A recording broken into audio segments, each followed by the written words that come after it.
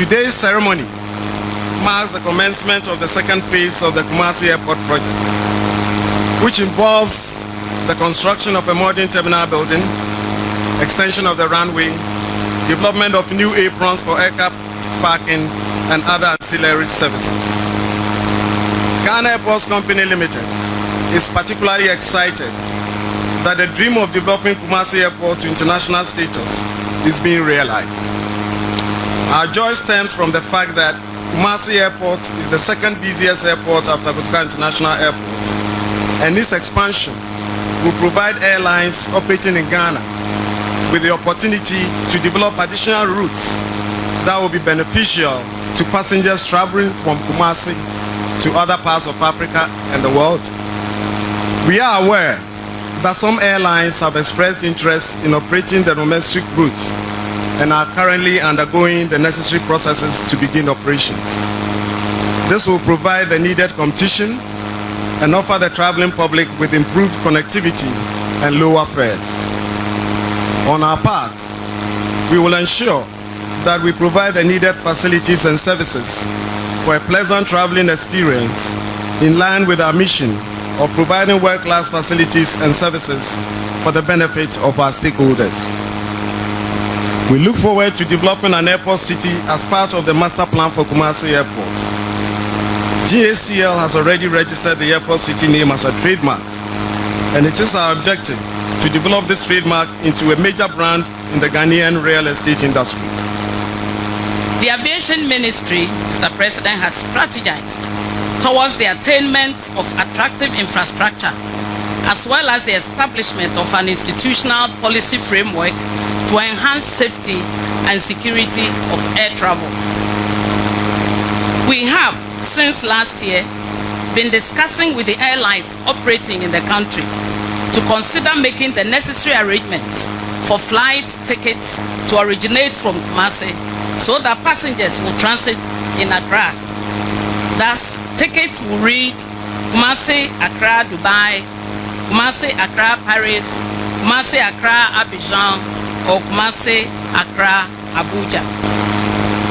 Mr. President, we are also in talks with local investors and entrepreneurs to be encouraged to set up strong airlines to make use of the aviation infrastructure and the nation's route rights to bring in investment and boost tourism. I'm really happy to join you here today to cut the sword for the commencement of the second phase of the Kumasi Airport project. It is a seminal moment in the growth and development of this vibrant, historic city, or Sekru, and I commend the hard-working and dynamic Minister for Aviation, Honorable Cecilia Abnadapa, for making today's event a reality. I'm also grateful and very glad at the presence of the Asantehene Akufo-Addo II and his entourage at this important ceremony. It is good to have the mighty landlord here with us. Akufo, ladies and gentlemen, the expansion of this airport is a critical part of government's vision to expand the frontiers of the aviation industry in the country and to realize the dream of making Ghana an aviation hub in West Africa. It is widely acknowledged that Kumasi is not only Ghana's second largest city, but also a major and strategic business destination in West Africa. The present state of this airport does not befit such a status. The expansion will thus give Kumasi the much needed impetus to reinforce its position as an important commercial and transformation center in Ghana and in West Africa. The second phase of the Kumasi Airport project, estimated at the cost of 66,350,000 euros, is expected to be completed in 24 months. It will encompass the following elements: extension of the current length of the runway by 319 meters, i.e. from 1,981 meters to 2,300 meters. Construction of a new terminal building with a capacity to handle 1 million passengers per year. Construction of an apron area and related taxiway and undertaking of ancillary works.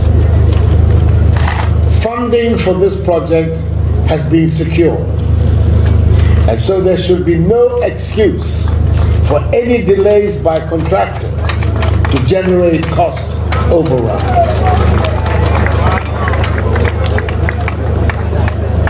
Delivery of the project on schedule should be the watchword of the contractors.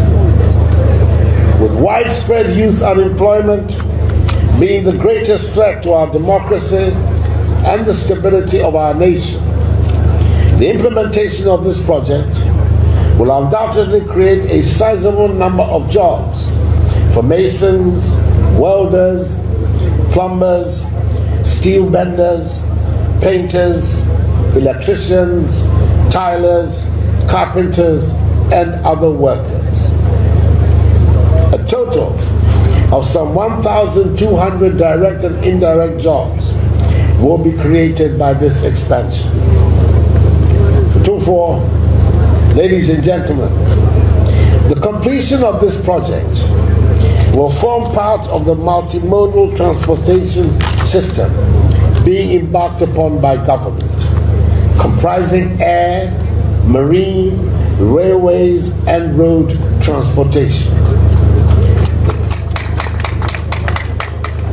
The project will stimulate the growth of our country's industrial and agricultural sectors and boost the tourism potential of Ashanti.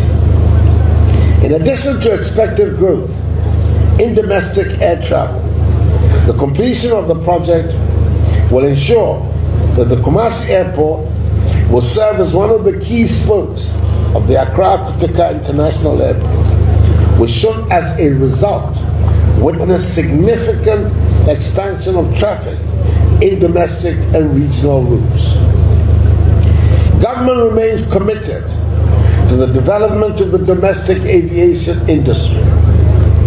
The removal of the 17.5% value-added tax on domestic airfares last year is ample evidence of our determination to facilitate the growth of the industry.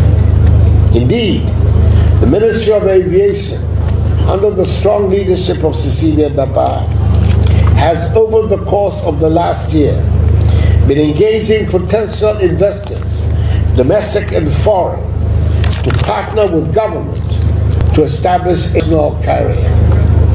I'm reliably informed that the process should be complete by the end of the year. Indeed, other projects in the pipeline include the commencement of the second phase of Tamale Airport and the rehabilitation of Sunyani Airport. The Ho and Wa airports have now been completed and will soon become operational.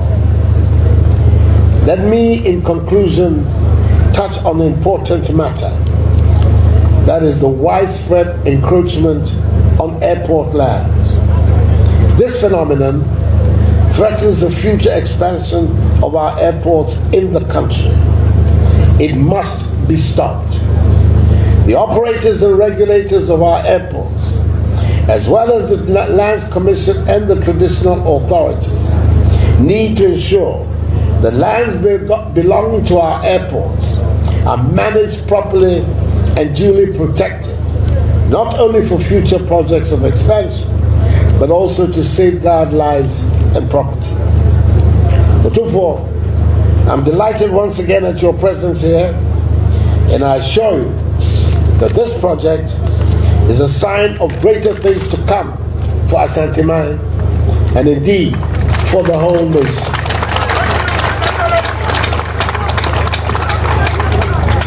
Ghana government's commitment to the total development of Ghana is absolute.